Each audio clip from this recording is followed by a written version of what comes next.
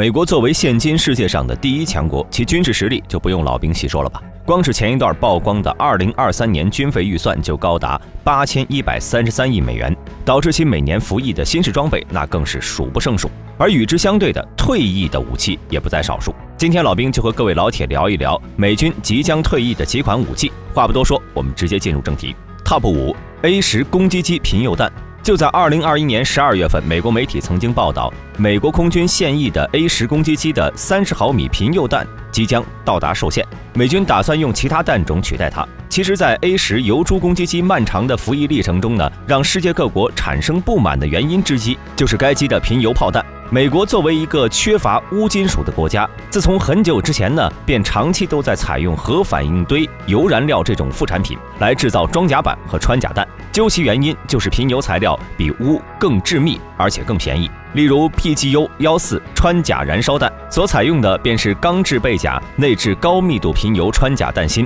能够极大地增强穿甲动能，并附带燃烧效应，可以轻易地打穿俄制坦克的顶部装甲，让 A10油猪成为最强的攻击机之一。但是紧随而至的环保问题也让贫铀弹引发了众议。曾经有报道证实，遭到贫铀弹攻击的地方已经出现了种种怪异现象，例如母畜产下的羊羔和牛犊没有了体毛，有的长着2个脑袋，而且当地居民的死亡率比往年提高了好几倍，甚至为了避免产下怪胎，致使妇女不敢怀孕，孕妇终止妊娠。此外，贫铀弹药更严重的问题呢，就是对环境造成重金属污染，就像是传统的铅弹丸那样。在1991年海湾战争以及2003年的伊拉克战争中，美军就大量的使用过贫铀弹，共消耗了大约595吨的弹药，对伊拉克水源和土壤造成了严重的污染。而此次美军虽然只是退役了30毫米的贫铀弹，但是也让许多国家缓了一大口气。Top 4 M1128斯特瑞克机动火炮系统。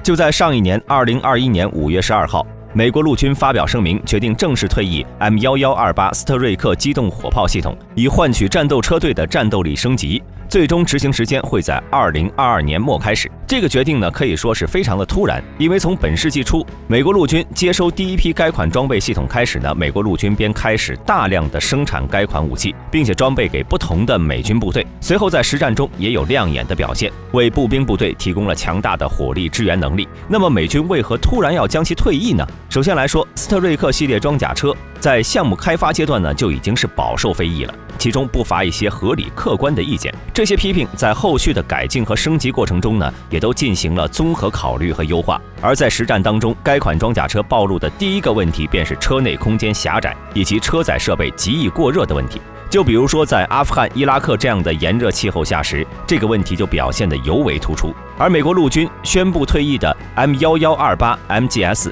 也是经过慎重考虑的。美军认为现今的 M1128 MGS 已经过时，其自动装弹机和火炮存在着一些系统性的问题，使得操作复杂化，并且增加了运营成本。如果想要改进这些问题，便需要大笔的资金进行研发。但相较于维护老式装备，美军显然更加倾向于研制新式装备。Top 3提康德罗加级导弹巡洋舰。眼看着提康德罗加级巡洋舰现代化改造即将完成，美国海军却公布了一个重磅消息，那就是打算在2023年退役该级舰艇。这一下不仅各国懵了，连美国国会官员估计都傻眼了。此前呢，根据美国海军的报告，维克斯堡号的现代化改造项目已经完成了85%，按照计划呢，预计将在2023年服役。另外，托图加号的船坞登陆舰也快要完成了现代化改造项目。而美国海军在改造这些大型军舰上的项目，打算的是每艘军舰花费3亿美元。目前2艘船的现代化改造都在弗吉尼亚州的诺福克的 BAE 系统公司船舶修理公司进行。而就在上个月，美国国会问及2艘军舰的改造进程时，美国海军海上系统司令部的一位发言人说道，海军并没有统计这些数字。而根据发言人的表示，维克斯堡号计划在2023年夏天完成现代化改造，但托尔图加的完工日期呢正在审查中。不过美国海军后来为了节省资金，制造新式舰艇，直接在2023财年的预算申请草案中呢提出了一个疯狂的计划，那就是退役全部的提康德罗加级巡洋舰。如果此计划被国会允许并由海军推进的话，美国海军未来2年内将会有10艘巡洋舰退役。直至2027年末，其巡洋舰库存将归零。也就是说，在美国海军100多年的历史中呢，首次将出现没有巡洋舰这个舰种服役的情况。Top 2 33架 F-22猛禽战斗机。要说谁是全世界最强大的五代机，那么美国的 F-22猛禽一定是无可厚非的。作为世界上第一款五代机，从1997年 F-22首飞以来呢，便一直以绝对的优势领先。那么距今服役时间才17年的 F-22为何会退役呢？就在美军2023财年的军费预算曝光之后呢，在报告里面最显眼的便是将要退役33架 F-22猛禽战斗机，属实惊到了世界各国了。毕竟在现代世界上，装备五代机的国家还没几个呢，美国就要退役五代机了，这差距真的没得说。至于退役的缘由啊，美军在网上也透露了一些信息。这次退役的33架 F-22都是隶属于廷德尔空军基地第43战斗机中队的。当时在2018年，佛罗里达州遭遇了一场飓风的袭击，导致此基地受到了严重的破坏，至今呢都没有修复。那美军为什么不修呢？究其原因就是太贵了。重建该基地需要高达47亿美元，美国空军根本是拿不出这笔钱，这也就导致了4年时间内，这批 F-22正处于无处安放的状态，只能暂存于艾格林空军基地，日常训练根本无法正常发展。另外就是这次退役的 F-22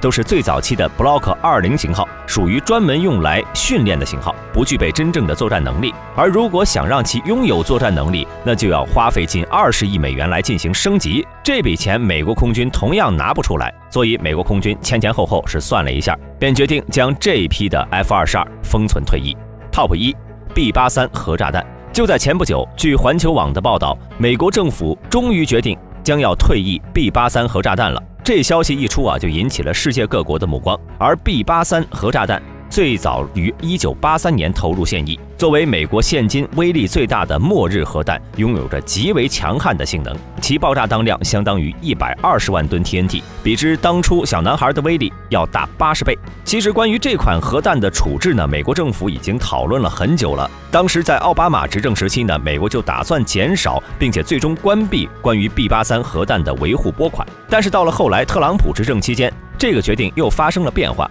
改变为保留少部分的 B-83核炸弹。紧接着拜登上台之后呢，一开始也是想要继续提供 B-83的维护资金，但是令各国都没有想到的是，这个选择却在2022年的核态势评估报告中改变了，最终决定不保留该炸弹。现今美国大多数的民主党都认为该款炸弹已经没有保留的必要了。要知道 B-83已经服役近40年了，由于老化非常严重，所以便需要付出极大的成本来维护，再加上适合的作战目标越来越少，导致美国决定让这些核弹全部退役。关于其替代产品，曾经有消息称美国可能会用 B61 MOD-12核炸弹或者是 B61 MOD-11核炸弹来取代 B-83，进而执行一些专门针对坚固核防护设施的打击任务。美国现今虽然还有很多共和党反对退役 B-83，但是呢，因为多数的民主党倾向于放弃这种100万吨级的核炸弹，可以说已经是确定要退出历史舞台了。那么大家认为美军该不该退役这些武器呢？欢迎在评论区内留言讨论。如果各位有什么想看的系列，也可以发在评论区内，老兵会尽快将其安排上日程。